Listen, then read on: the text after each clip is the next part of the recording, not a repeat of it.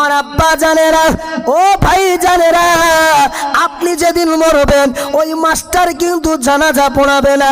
আপনি যেদিন মরবেন ডাক্তার কিন্তু সবার সার্জারি করতে পারবে, কিডনির পরীক্ষা করবে, ক্যান্সারের পরীক্ষা করবে, টিবির পরীক্ষা করবে, ব্রেনের পরীক্ষা করবে, প্যারালাইসিসের পরীক্ষা করবে, ব্রেন স্ট্রোকের পরীক্ষা করবে। কিন্তু বাপ মরলে, বাপ মরলে, আত্মীয় স্বজন মরলে জানাজার মাঠের পিছনে দাঁড়িয়ে থাকবে, মালকে পিছনে পাবে। এতে ইমাম সাহেব বয়ান করছে, বেটারা কোথায়? মাল 4 কিলোমিটার দূরে। কেন? ভয়ে পিছন দিকে আছে। কেন? হাদিস বলছে তার সন্তান যেন জানাজা পড়ায়, যদি মাল টেনে আমাকে দাঁড় করে দেয়। আমার ভাইরা, ওই ইঞ্জিনিয়ার আপনার সব কিছু করতে পারে, কিন্তু জানাজার নামাজে বাপের লাশের আগে দিয়ে দাঁড়াতে পারবে না। আসাম শহরে এইরকম একটা দৃশ্য ঘটে যায়। ও ভাই জানেরা, একজনের ছেলে মাস্টার, একজনের ছেলে প্রফেসর, ডাক্তার, ইঞ্জিনিয়ার, ছোট বাচ্চারা কোরআনের হাফেজ। কোরআনের হাফেজের জন্য আব্বা একদিনও দেখা করতে যায়নি, মা জননী মাদ্রাসায় ভর্তি করেছে।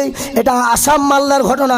আমাদের গ্রামে এসেছিল কিছুদিন আগে হুজুর, ওনারই মাদ্রাসায় পড়ে, মৌলানা আফসার আলী সাহেবের মাদ্রাসায় ওই বাচ্চা পড়ে।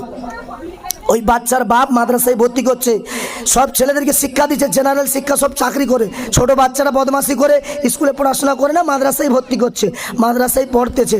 আব্বা বলেছে যেদিন হাফেজ হবি সেই দিন ঘর যাবি, তার আগে যাবি না। 3 বছর হয়ে গেল,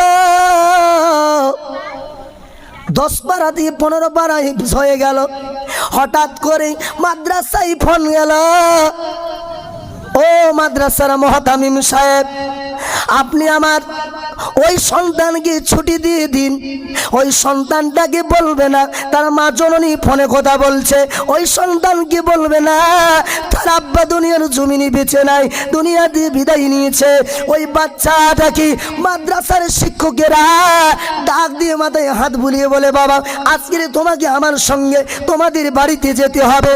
ওই বাচ্চা ভাবছে আমার আজ 3 বছর হলো, যখনই বাড়ি যাব বলি মানা করে, আমাকে বলেছে যেদিন হাফেজ হবে সেই দিন চৌকাঠে পা দিবি। আজ হঠাৎ কি ব্যাপার? এ বাচ্চা পাঞ্জাবি টুপি পরে শিক্ষকের সঙ্গে বার হয়ে গিয়েছে। হঠাৎ ঘরে ঢুকতে কিছু দূর বাকি এসে দেখছে প্রচুর ভিড়। মা জননী ছুটে এসে বলছে, দাঁড়িয়ে যাও গ্রামবাসী, আমার ছেলে না আসা পর্যন্ত জানাজার খাট বাপের উঠবে না। তার ছেলে, তার ছোট্ট বাচ্চা মাদ্রাসায় পড়ে। গ্রামবাসী সবাই থেমে গেল, তার বাপ দুনিয়া দিয়ে চলে গেছে, বাচ্চা খবর পেয়েছে, আসতেছে।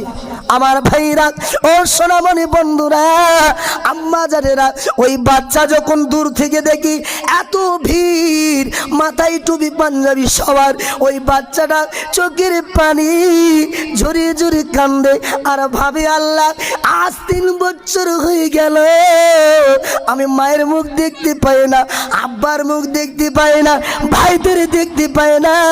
আল্লাহ আপনি কি ব্যাপার বুঝতে তো পারছি না। 1 পা 2 পা 3 পা আস্তে আস্তে করে যখন ওই বাচ্চাটা ঘরের সামনে গেল, গিয়ে দেখে বাবা ওই তাবুতের ভিতরে কিছু বলছো, ওই খাটিয়ার ভিতরে একজন লাশ ঝুলানো রয়েছে, কাফন পরানো রয়েছে। বাচ্চারা সবাইকে জিজ্ঞাসা করে, এই কাফনের ভিতরে কে রয়েছে, এই তাবুতের ভিতরে কে শুয়ে আছে, একটু বলো, একটু বলো। বড় ভাইকে বলে, মেজো ভাইকে বলে, সেজো ভাইকে বলে, তেসেজোকে বলে, 4 নম্বর বলা হয়ে গেল। জননী মায়ের কাছে ছুটে যায়, মা জননী আপনি বলুন, সত্যি কথা বলবেন, এই কাপড়ের ভিতরে কি রয়েছে? আম্মা জান শুনে চোখের পানিগুলো মুছতেছে আর বাচ্চাকে আঁকড় করে ধরে কাঁদতেছে, হাউমাউ করে বলছে, বাবা তোমার আব্বা তোমার উপরে অনেক বেজার হতো, অনেক কষ্ট পেত, তুমি বদমাশি করেছো, তোমাকে মাদ্রাসায় দিয়ে চলে এসেছে, তুমি হাফেজ হবে তারপরে বাড়িতে আসবে, একদিনে তোমায় আসতে বলে না। আজ তোমার আব্বার মুখ বন্ধ, আজ তোমার বাপ তোমাকে কোলে নেবে না, আজ তোমার বাপ তোমাকে টেনে নেবে না। অতএব আব্বা, ও আমার সোনামণি পুত, আজকের তোমার আব্বা এই তাবুতের ভিতরে শুয়ে আছে।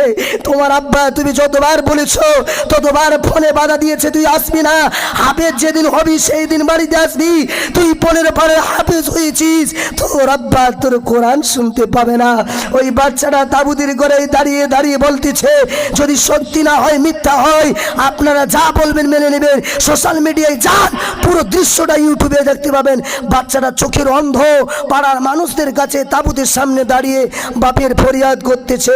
পাড়ার মানুষকে বলছে, তোমরা সবাই শোনো, আমার আব্বা আমাকে মাদ্রাসায় ভর্তি করেছিল, বলেছিল যেদিন তুই হাফেজ হবি, যেদিন তুই গ্রামের মসজিদে তারাবি পড়াবি, সেদিন আমি তোর বাপ তোর পিছনে দাঁড়িয়ে তারাবির নামাজ পড়বো, তার আগে কিন্তু তোর সঙ্গে আমার কোনো সম্পর্ক নেই।